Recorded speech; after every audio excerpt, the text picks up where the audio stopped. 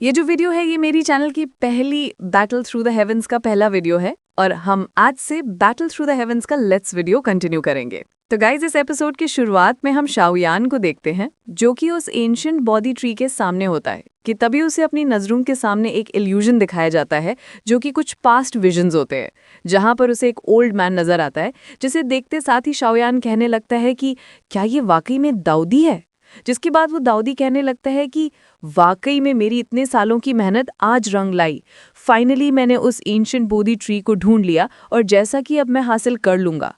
इसी के साथ वो एंशिएंट बोधी ट्री के पास भी पहुंच जाता है और उसकी प्योर एनर्जी को देखकर वो कहने लगता है कि ये कितनी ज़्यादा प्योर है, इसकी एनर्जी ज़रा देखो, सच में ये हेवन एंड अर्थ की सबसे रेयरेस्ट ऑब्जेक्ट में से एक है। बस एक बार मैं ऐसे पूरी तरीके से अब्जॉर्व कर लूँ जिसके बाद मुझे कोई भी इस वर्ल्ड पर डोमिनेट करने से नहीं रोक सकता। यहाँ पे शाओयान को जब ये बात पता चलती है कि जो दाऊदी एम्परर है उसने इस दाऊदी की को पूरी तरीके से अब्जॉर्व करने की कोशिश की, तो शाओयान को बहुत ही ज़्यादा बुरा लगता है। और फिर एक तेज़ आवाज़ आती है जो कि दाऊदी एम्परर की होती है और वो कहने लगता है कि बस एक स्टेप दूर, जिसके बाद मैं फाइनली इसे पूरी तरीके से अब्जॉर्व कर लूँगा। इसी के साथ हम प्रेजेंट टाइम में आ जाते हैं जहां पर बारिश भी हो रही थी और शाओयान बहुत ही ज़्यादा इमोशनल हो जाता है और वो कहने लगता है कि अच्छा तो अब मैं समझा, असल में इस एंशिएंट ट्री की आज ये हालत दाओ एम्परर की वजह से हुआ है। यहाँ पर शाओयान को बहुत ही ज़्यादा बुरा लगता है क्योंकि ये एंशिएंट ट्री पूरी तरीके से मुरझा चुका है कि तभी वो अपने स्पेस स्टोरेज में से उस एंशिएंट बोधिसत्वा ट्री के सीड को बाहर निकालता है और जिसे लेते हुए वो कहने लगता है कि अगर ये एंशिएंट बोधिसत्वा सीड मुझे उस इल्यूजन से बचा सकती है, मुझे सेफली अगर बाहर ले आ सकती है, तो मुझे पूरा यकीन है कि शायद ये सीड की मदद से इस पेड़ की आज ये जो हालत है ये भी ठीक हो सकता है और जो दाऊदी एम्परर ने इसके साथ किया है वो भी बिल्कुल ठीक हो जाएगा। अब यहाँ पर शाओयान ने अपना मन बना लिया था और वो लोटस फॉर्मेशन में बैठने लगता है, जिसके साथ ही वो यहाँ पर उस सीड को अपने सामने ले आकर उसके अंदर की एनर्जी को रिफाइन करते हुए उसे उस ट्री की तरफ थ्रो करने लगता है, जहाँ पर हम देखते हैं कि ग्रीन कलर की एनर्जी उस सीड से मर्ज होती है और सीधा उस पेड़ की तरफ बढ़ने लगती है। अब यहाँ पर हम देखते हैं कि सीड के अंदर जो लाइफ एनर्जी मौजूद थी वो उस पेड़ को रिवाइव करना शुरू कर देती है और उसके टहनियों में जाकर पत्ती पत्ती को पूरी तरीके से हरा भरा करने लगती है। जिस तरह जब शाओयान अपनी आंखें खोलता है तो वो ये देखकर बहुत ही ज़्यादा खुश हो जाता है, लेकिन अगले ही पल वो निराश होते हुए कहता है कि पर माफ़ करना, हालांकि मेरा ये तरीका काम कर रहा है लेकिन मेरे पास बस ये एक ही सीड मौजूद था जिस वजह से मैं अब और शायद तुम्हारी हेल्प नहीं कर पाऊंगा। यहाँ पर शाओयान निराश हो जाता है कि तभी उस ट्री के आसपास ग्रीन कलर की एनर्जी ग्लो करने लगती है और तभी शाओयान के पास एक सीड फ्लोट करते हुए आता है, जिसे देखकर शाओयान बहुत ही ज़्यादा सरप्राइज था और वो उसे अपने हाथों में गैप करता है कि तभी बाकी के सीड्स भी उड़ते हुए उसके पास आ जाते हैं, जिन्हें देखते साथ ही शाओयान दंग रह जाता है और अपने पैरों के बल खड़ा होते हुए कहने लगता है कि ये तो बहुत सारे हैं और हर एक सीड प्योर एनर्जी से बिल्कुल भरा हुआ है। यहाँ पर शाओयान बहुत ही ज़्यादा खुश हो जाता है, जैसे कि वो समझ गया है कि ये ट्री भी चाहता है कि शाओयान उसे रिवाइव करे। इसी दौरान शाओयान उन सीड्स को देखते हुए कहने लगता है कि अब मैं पूरी बात समझ गया, अगर इतने प्योर एनर्जी वाले सीड बाहर अपीयर होते तो ये बाहर बहुत से लोगों को अपनी तरफ अट्रैक्ट करके यहाँ पर ले आते, जिसके बाद शायद ये पेड़ भी नहीं बचता। इसी के साथ शाओयान इस बात को भी कंफर्म करता है कि ये बॉडी ट्री चाहता है कि शाओयान उसकी हेल्प करे और इन सीड के जरिए से वो इसे रिवाइव कर दे। और फिर हम देखते हैं कि शाओयान स्माइल करता है और कहने लगता है कि अब अगर तुम मेरे बारे में इतने हाई होप्स तो रखते ही हो तो मैं तुम्हें इनकार कैसे कर सकता हूँ। जिसके बाद शाओयान अपने हाथों में हेवनली फ्लेम्स को यूज करते हुए उन सीड्स को रिफाइन करने लगता है और उनकी लाइफ एनर्जी को बाहर निकालते हुए उस लाइफ एनर्जी को उस पेड़ की तरफ थ्रो करने लगता है। यहाँ पर हम देखते हैं कि ये बहुत ही ज़्यादा टाइम टेकिंग प्रोसेस होता है, लेकिन शाओयान फिर भी हार नहीं मानता और वो उन सीड्स की जो प्योर एनर्जी है उनका यूज़ करते हुए उस पूरे के पूरे पेड़ के हर एक छोटी बड़ी टहनियों में उस एनर्जी को फ्लो कराता है। लेकिन इतने लंबे प्रोसेस के चलते शाओयान बुरी तरीके से थक जाता है, उसकी सांसें भी फूलने लगती हैं, लेकिन वो फिर भी नहीं रुकता। पर जैसे ही वक्त बीतता जाता है फाइनली हम देखते हैं कि शाओयान यहाँ पे अपने घुटनों के बल आ जाता है और वो थक कर कहने लगता है कि वाकई में ये जो सीड्स हैं ये बिल्कुल भी ऑर्डिनरी चीज़ की तरह नहीं है। इनमें से एक को रिफाइन करने में इतना ज़्यादा टाइम और इतनी ज़्यादा एनर्जी लग रही है कि मैं क्या बताऊँ। अब यहाँ पर बेचारा सांस लेता ही है कि बाकी के जो सीड्स होते हैं ये उछलना शुरू कर देते हैं कि भाई अब हम भी हैं, हमें भी रिफाइन करो। जो देखकर शाओयान उनसे कहने लगता है कि बहुत ही सीड्स, थोड़ा सब्र करो, मैं बहुत ज्यादा थक चुका हूँ। तभी चारों डायरेक्शन से गोल्डन एनर्जी आकर शाओयान के बॉडी में समाने लगती है और फिर उसके पीठ के पीछे एक तरीके के पेटल का सिंबल बनने लगता है। और धीरे धीरे करके ये जो सिंबल्स होते हैं ये 1 से 2 से 4, 4 से 8 करते करते ऐसे काफी सारे पेटल्स के शेप में ये लोग फॉर्म कर लेते हैं। और फिर शाओयान के नीचे एक जायंट सा लोटस पैटर्न बन जाता है, जिसे देखकर शाओयान भी कहता है कि ये कितना ज्यादा पावरफुल फॉर्मेशन है। जिसके साथ ही इस फॉर्मेशन से गोल्डन एनर्जी भी बाहर निकलती है, जो कि शाओयान के बॉडी के अंदर जितनी भी फाइटिंग स्पिरिट थी, उसकी एनर्जी जो कि एग्जॉस्ट हो चुकी थी, उसे पूरी तरीके से फिल अप कर देती है, जिस वजह से शाओयान को और ज्यादा बेटर लगता है। और फिर वो कहने लगता है कि ऐसे वक्त जो मेरी फाइटिंग स्पिरिट है ये पहले से कई गुना ज्यादा बढ़ चुकी है और मुझे बहुत ज्यादा अच्छा लग रहा है। तभी शाओयान अपनी नजरों के सामने 5-6 सीड्स को देखता है जो कि उसके सामने उछल रहे थे, और फिर शाओयान कहने लगता है कि ठीक है, फिर चलो एक बार में काफी सारे सीड्स को रिफाइन करते हैं। इसी के साथ हम देखते हैं कि शाओयान उन सीड्स को रिफाइन करते हुए उनकी एनर्जी से उस एंशिएंट बोधि ट्री को रिवाइव करने में लग जाता है कि तभी सीन शिफ्ट होता है और हम देखते हैं कि रात हो चुकी थी और बोधि ट्री के आउटसाइड में जो इलाका है वहां पर शुनर, मेड्यूजा और लिटिल फेरी डॉक्टर ये लोग अनकॉन्शियस होकर हवा में फ्लोट कर रहे थे, जिससे पता चल रहा था कि ये लोग अभी भी उसी इल्यूजन में फंसे हुए हैं। लेकिन तभी यहाँ पे शुनर को होश आता है और वो शाओयान कह के आवाज देती है। इसी के साथ मेड्यूजा, लिटिल फेरी डॉक्टर, यूनियन और इन सभी को भी होश आ जाता है। ये लोग भी अपने आसपास देखते हैं कि तभी शुनर की नजर बाकी लोगों पर जाती है, जहां पर हम देखते हैं कि सोल क्लैन और स्काई फीनिक्स डीमन क्लैन के लोग भी यहाँ पर सही सलामत थे। यहाँ पर हम शुनर को देखते हैं जिसे कि शाओयान की फिक्र होती है और वो कहने लगती है कि अच्छा, तो मैं समझी, ये सब कुछ असल में एक ड्रीम जैसा था। कि तभी यहाँ पर हम हुईनी को देखते हैं, यहाँ पर वो अभी भी सपने में होता है और वो पागलों की तरह हंसना शुरू कर देता है। साथ ही वो स्काई फीनिक्स डीमन क्लैन के लोगों को बधाइयाँ देता है और कहने लगता है कि हाँ, आखिरकार हमने इस ट्री को हासिल कर लिया, अब इसकी ताकत हमारी हो जाएगी, जिसके बाद हम सभी लोग मिलकर इस पूरी दुनिया पर राज करेंगे। इसी के साथ वो यहाँ पर पागलों की तरह हंसने लगता है कि तभी यहाँ पर हम जियोफेंग को देखते हैं, जो कि अपने पावर्स का यूज करके कहता है कि बेवकूफ कह के अब जाग भी जाओ। और हम देखते हैं कि जैसे ही हुईनी होश में आता है, वो ये देखकर हैरान था कि जिस सुनहरे ख्वाब को वो देख रहा था वो बस ख्वाब बन के रह गया। फिर वो जियोफेंग से कहने लगता है कि आखिर यहाँ पे चल क्या रहा है, कि तभी वो देखता है कि उसकी पैर को पकड़कर उसका ही एक साथी अपनी किसी महबूबा को याद करते हुए, उसे हक करते हुए कहने लगता है कि जाने मन, प्लीज मुझे छोड़ के मत जाओ, मैं तुम्हारे बिना नहीं रह सकता, मैं तुम्हें मरते दम तक फॉलो करूंगा। वहां बाकी सबको भी देखते हैं जहां पर वो भी ऐसी ख्यालों में डूबे हुए थे, जो देखकर वहां मौजूद बाकी सभी लोग हुईनी पर हंसने लगे। अब यहाँ पर हुईनी को इतना ज्यादा एम्बैरेसमेंट फील होता है कि वो अपने पावर्स का यूज करके उन सभी से कहता है कि लगता है कि मैं यहाँ पे गधों को अपने साथ ले आया हूँ। इसी दौरान शुनर को देखते हैं जहां पर वो अपने आसपास देखकर शाओयान को ढूंढती है और कहती है कि आखिर वो कहाँ है। तभी सीन वापस से शिफ्ट होता है और हम शाओयान को देखते हैं जहां पर वो उन बॉडी सीड की मदद से उस ट्री को रिवाइव करने में लगा हुआ था और यहाँ पर शाओयान के नीचे वो फॉर्मेशन भी मौजूद था, जिस वजह से शाओयान की एनर्जी बिल्कुल भी कम नहीं हो रही थी और वो बिना किसी पॉज के लगातार उन एनर्जीज को रिफाइन करते हुए उस ट्री को रिवाइव करने में लग जाता है। और हम देखते हैं कि देखते ही देखते उस सारी लाइफ एनर्जी की मदद से वो ट्री अब बहुत ही अच्छे से रिवाइव करने लगता है, इवन कि उस पर हरी भरी पत्तियां भी आने लगती हैं और धीरे धीरे करके पूरा का पूरा जो वो मुरझाया हुआ पेड़ था अचानक से हरा भरा हो जाता है। और अगले ही पल जैसे ही उस पेड़ की जान में जान आती है तो वो वापस से ग्लो करने लगता है, अपनी डिवाइन एनर्जी को भी फैलाना शुरू कर देता है, जो कि दिखने में बहुत ही ज्यादा कमाल का लगता है। इसी दौरान हम शाओयान को देखते हैं जहां पर वो भी ये नज़ारा देखकर शॉक्ड रह जाता है और कहने लगता है कि वाकई में ये बहुत ज़्यादा खूबसूरत है और मुझे यकीन नहीं होता कि मैंने ये कर दिखाया। वहां पर शाओयान को नज़ारा देख ही रहा होता है कि तभी उसके नीचे बने उस लोटस फॉर्मेशन से भी कुछ ग्रीन कलर की एनर्जी निकलती है,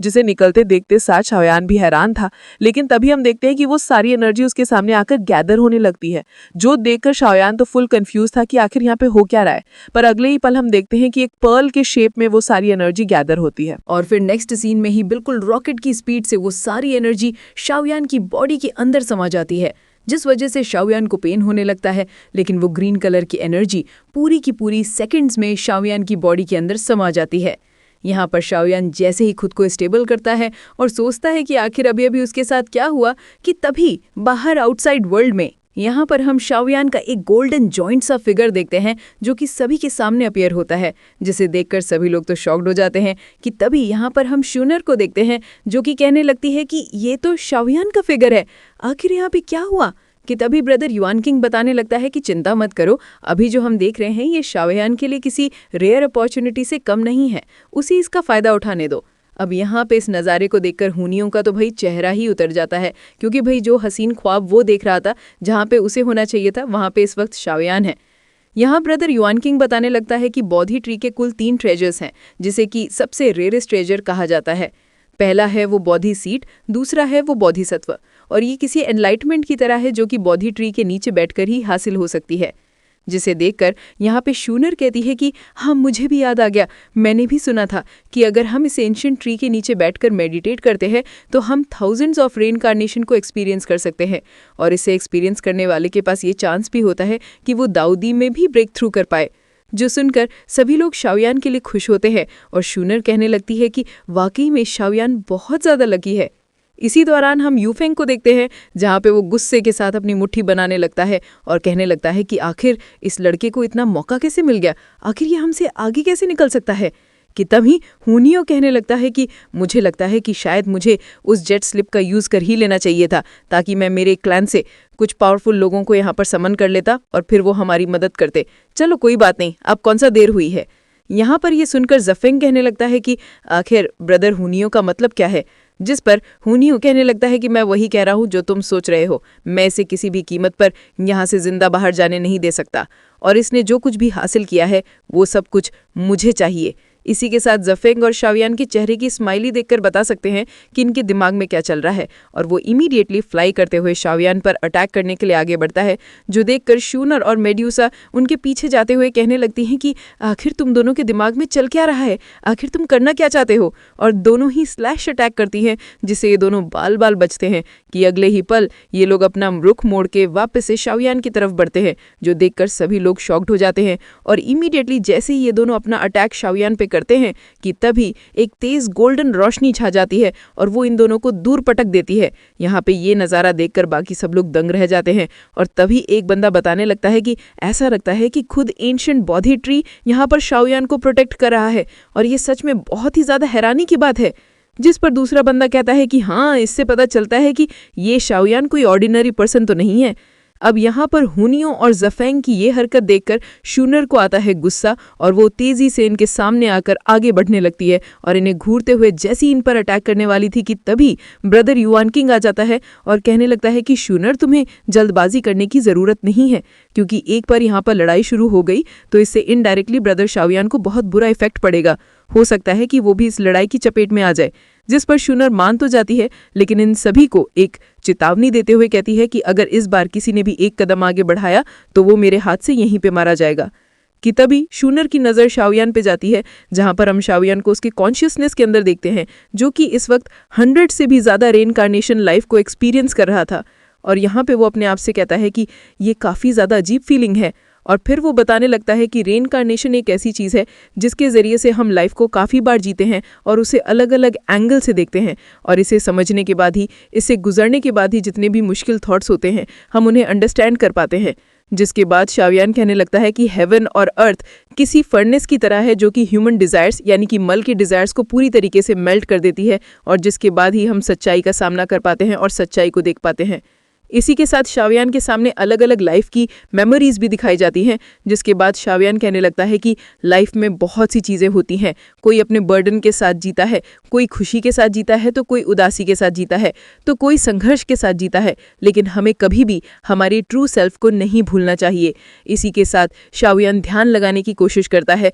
और वो एक ही बार में सैकड़ों लाइफ्स को एक्सपीरियंस करता है, और बताने लगता है कि अगर हम ज़्यादा खुश हो जाते हैं या किसी चीज़ से ज़्यादा ऑब्सेस्ड हो जाते हैं तो हम लोग लाइफ के साइकिल में पूरी तरीके से फंस के रह जाते हैं। इसके ट्रू मीनिंग का हमें कभी भी पता नहीं चलता। इसी के साथ शाओयान बताने लगता है कि अगर हमें इस साइकिल से बाहर निकलना है तो हमें अपने हार्ट से हर एक चीज़ को निकालना होगा जिस वजह से हम ट्रैप हो चुके हैं, और फिर मेडिटेट करके ध्यान लगा के अपने ट्रू सेल्फ पे फोकस करना होगा, और तब जाकर हम रेनकार्नेशन साइकिल से खुद को आज़ाद कर पाएंगे। यहाँ पे इन सारी बातों पर फोकस करते हुए शाओयान कहने लगता है कि मुझे अब किसी चीज़ की परवाह नहीं, ना ही मैं इस दुनिया की किसी चीज़ से अटैच्ड हूँ, ना ही मैं खुद को किसी चीज़ से डिस्ट्रैक्ट करने दूंगा। मैं अपनी हर जिंदगी में मेरी जो इनर प्योरिटी है और जो क्लैरिटी है उसे मेंटेन करके रखूंगा, ताकि मैं किसी भी चीज़ से डिस्ट्रैक्ट ना हो पाऊँ। मैं लाइफ एंड डेथ के इस साइकिल से खुद को आज़ाद करता हूँ, और इसी के साथ मैं अपने ट्रू सेल्फ को जान पाऊंगा। हम देखते हैं कि फाइनली शाओयान इन्हीं सारे थॉट के जरिए से 100 ऑफ रीइंकार्नेशन लाइफ को अंडरस्टैंड करते हुए खुद को इस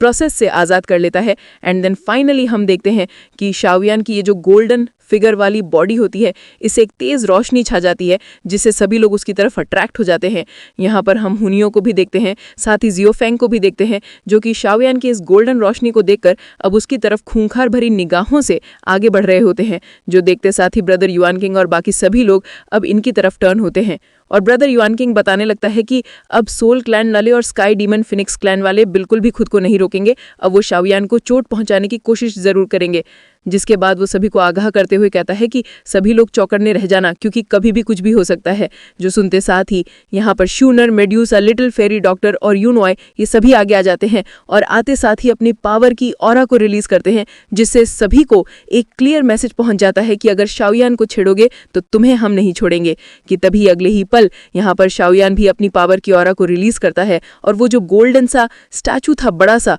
वो पूरी तरीके से गायब होकर शाओयान की बॉडी के अंदर समा जाता है, जिसे देखते साथ ही अब वापस से सभी की निगाहें शाओयान पे सेट हो जाती हैं और हम शाओयान को देखते हैं जहां पे वो हवा में फ्लोट कर रहा था और उसके पीछे वही डिवाइन लोटस का सिंबल बनने लगता है, जो देखकर शूनर भी खुश हो जाती है और शाओयान के करीब जाती है। इसी मौके पर सभी लोग शाओयान की स्ट्रॉन्ग प्रेजेंस को फील करते हुए कहते हैं कि जरा उसकी एनर्जी को देखो, ये कितनी ज्यादा हेवी और प्योर है। यहाँ पर हम शाओयान को देखते हैं जहाँ पे वो धीरे धीरे अपनी नज़रें खोलता है और उसकी जुबान पे जो पहला वर्ड होता है वो होता है शूनर का, और फिर वो अपनी आंखें खोलता है। कि तभी हम हुंग्यू को देखते हैं जो कि शाओयान की प्रेजेंस को देखकर बुरी तरीके से कांपने लगता है और अपने मन में कहता है कि अभी कल तक जिस शाओयान को मैं जानता था ये उससे पूरी तरीके से बदल चुका है। इसी दौरान हम जियोफेंग को भी देखते हैं जहाँ पे वो भी शाओयान के अपीयरेंस को फील करते हुए कह ही देता है कि ये वो इंसान नहीं है जिसे कि कभी मैं पहचानता था। ऐसा लग रहा है कि हमारे सामने कोई और ही बिल्कुल अलग पर्सनालिटी मौजूद है। लेकिन शाओयान की बॉडी में लगता है कि एंशिएंट बौद्धि ट्री के नीचे बैठकर कल्टीवेट करने की वजह से इसकी अपीयरेंस बदल चुकी है। इसी के साथ हम देखते हैं कि शाओयान के आसपास वो जो फॉर्मेशन बना था वो अचानक से वापस से बौद्धि सीट पे कन्वर्ट हो जाता है और जैसे ही शाओयान एक एक स्टेप आगे लेता है तो वहां का स्पेस क्रैक करना शुरू कर देता है, जो कि दिखने में बहुत ही ज्यादा कूल लगता है। लिटरली यहाँ पे गूसपम्प्स मार रहे हैं जब यहाँ पे शाओयान दूसरा कदम बढ़ाता है और सेकंड्स में ही स्पेस को क्रैक करते इनके सामने पहुंच जाता है। और जो एनर्जी यहाँ पे हुनियों को फील होती है ना, वो यहाँ पे कह ही देता है कि मुझे ऐसा क्यों लग रहा है कि ये मुझे यहाँ पे डराना चाहता है। मैंने अभी अभी उस चीज को फील किया है जिससे कि शायद ही मैं जिंदगी में कभी भूल पाऊं। पर हुनियों को हैरानी के साथ बस शाओयान वही देखे जा रहा था, लेकिन शाओयान उसे भाव तक नहीं देता और वो जिस वे में अपनी आइज को लिफ्ट करता है वो दिखने में बहुत ज्यादा कमाल का लगता है। और अगले ही पल शाओयान के आसपास वो सारी प्योर एनर्जी वाले बॉडी सीड्स भी आ जाती हैं और जिन्हें शाओयान के आसपास देखते साथ ही बाकी सभी लोगों के मन में लालच आने लगता है और हैरानी के साथ कहते हैं कि ये तो प्योर एनर्जी वाले बॉडी सीड्स हैं। और इन सीड्स को देखकर हुनियों को भी लालच आ जाता है। वो शाओयान को ललकारते हुए कहता है कि शाओयान, बेहतर यही होगा कि मुझे वो सारे बॉडी सीड्स दे दो, वरना यहाँ से तुम जिंदा बाहर नहीं जा पाओगे। हम देखते हैं कि शाओयान जो कि उन सारी बॉडी सीड्स को एक जगह पे गैदर कर रहा था, वो बहुत ही सिंपल वे में कहता है कि ये जो सीड्स तुम देख रहे हो इन्हें किसी 8 ग्रेड के एलेक्सर को रिफाइन करने के लिए यूज किया जा सकता है, और तुम मुझसे ये कह रहे हो कि मैं ये सब कुछ तुम्हारे हवाले कर दूं? क्या बकवास है, मैं नहीं दूंगा, जो उखाड़ सकते हो जाओ उखाड़ लो। जिस पर यूफेंग आगे आते हुए कहता है कि शाओयान, तुम्हें नहीं भूलना चाहिए कि यहाँ पर हम सभी लोग साथ में आए हैं, और अब जबकि तुमने पहले सीड्स को अचीव किया है तो आखिर तुम किस हक से इन सभी को अपने पास रखना चाहते हो? ये सरासर अनरीजनेबल है। जिस पर शाओयान 5 सीड्स को अलग करते हुए यहाँ पर बाकी सब में बांट देता है, जिसे पाकर शूनर, मेड्यूसा और ब्रदर युआन किंग सभी लोग शाओयान को शुक्रिया अदा कहते हैं। जिसके बाद यहाँ पे शाओयान 2 सीड्स को और निकालता है, जिन्हें देखकर हुनियो और यहाँ पर ज़फेंग को लगता है कि ये सीड्स शायद उन्हें मिलेगा, लेकिन शाओयान बाकी 2 लोगों को दे देता है।